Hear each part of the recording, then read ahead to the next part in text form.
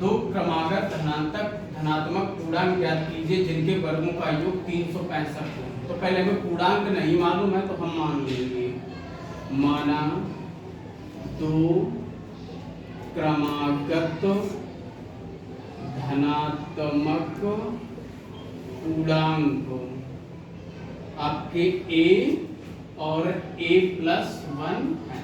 अब आपका प्रश्न क्या कह रहा है? प्रश्नानुसार प्रश्न कह रहा है कि जिनके वर्गों का योग 365 है, तो पहले a का स्क्वायर प्लस a+1 का स्क्वायर इक्वल टू 365। ये आपका ऐसा ही बना रहेगा। ये लिखा है a प्लस बी का होल स्क्वायर, तो a square plus B square plus 2ab equal to 365। a कितना हो जाएगा? 2a square plus 1 plus 2a equal to 365। इधर लिया हमने 2a square plus 2a equal to 365 minus 1, 2a square plus 2a equal to 364। तो 2a square plus 2a minus 364 equal to 0। दो का भाग कर दो, तो a square plus a minus 2 एकम 2, 2 अट्ठे 16, 2 दूनी 4।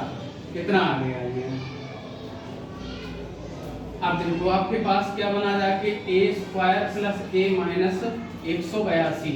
अब 182 के ऐसे दो फैक्टर करो, जो मतलब मल्टीप्लाई करो 182 हो जाए, और जोड़ो घटाओ तो आपका a बचे जाके।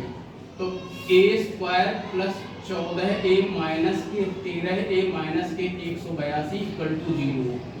a से कॉमन ले लो तो a प्लस 14 माइनस के 13 कॉमन ले लो, a प्लस 14 इक्वल टू 0।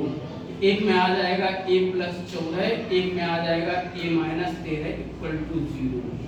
यदि कर दो a प्लस 14 इक्वल टू 0, तो a इक्वल टू माइनस 14। ये मान अग्रणी मान होता है, इस मान की वैल्यू को हम नहीं लिखते हैं।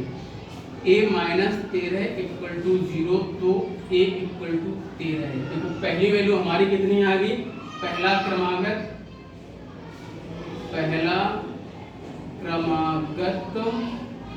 धन पूर्णांक आपने क्या माना था?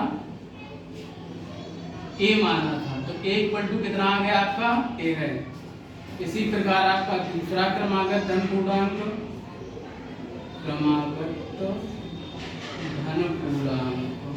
आपने कितना माना था? a प्लस 1, a की वैल्यू 13 प्लस 1 इक्वल टू 14। तो कितने आ जाएंगे? 13 व समझ में आ गया? Yes sir. नोट कर।